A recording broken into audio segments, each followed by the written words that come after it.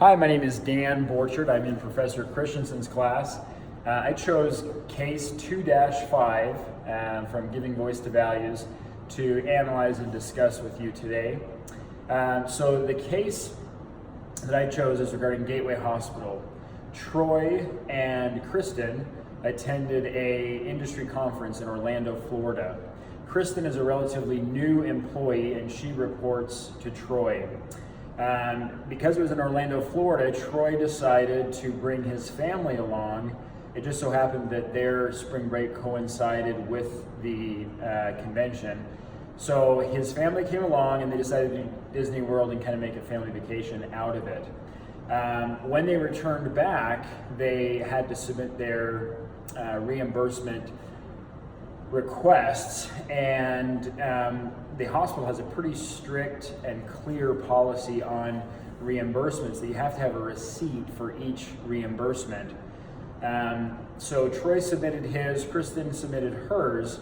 Well, before Troy submitted his, he was looking at the trip and it ended up being more expensive than he expected it to be. So his wife suggested, well, why don't you just submit a couple extra meals and an extra night? Troy didn't think it was a big deal because, you know, it's pretty common to inflate your expense reimbursements. And, you know, his supervisor didn't really look closely at expense reports anyway, and he kind of just justified it and rationalized it. Well, Joyce, who's the director of the accounting department, came to Kristen because of the discrepancy in their expense reimbursements. You know, she had some concerns, wondering, you know, why is Kristen's only for you know, this many days, and Troy's is for more days and is substantially more expensive. So what it came down to is the case is focusing on Kristen. What should she do and what can she do at this point? Kristen chose to kind of put Joyce off with the intent of speaking with Troy prior to having that dialogue with Joyce.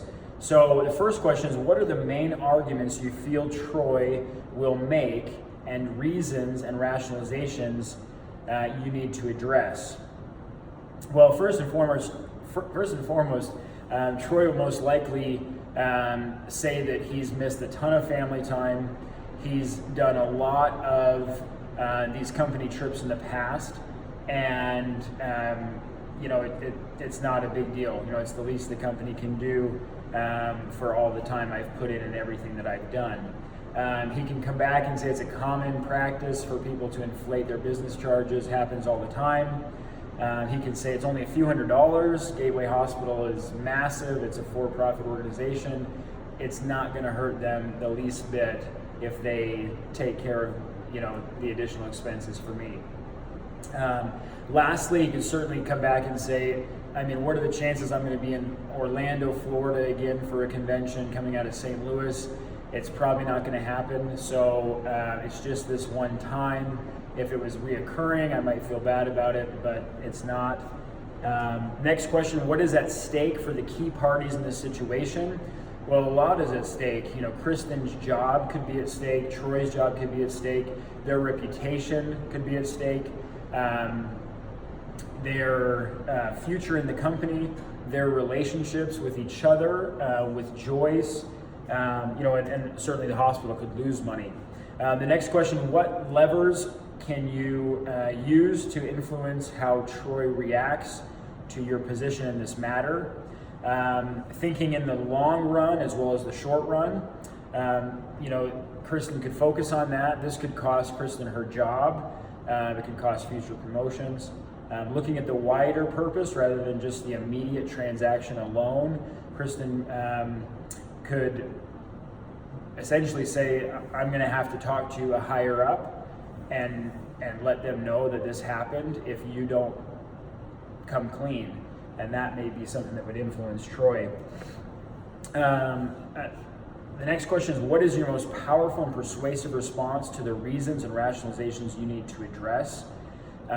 For me, I would probably first appeal to his moral integrity.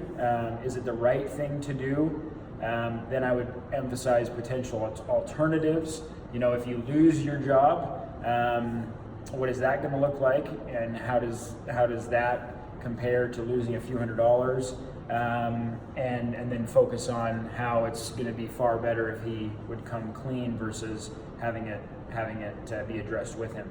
Last question: to whom should the argument be made, and when, and in what context? My opinion, the argument should be made to Troy face to face prior to speaking with Joyce, and give him a chance before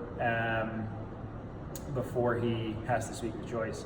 But you know, I would hope that Kristen would make the right decision. And great case, and a good example that I'm sure is common in the workplace for many.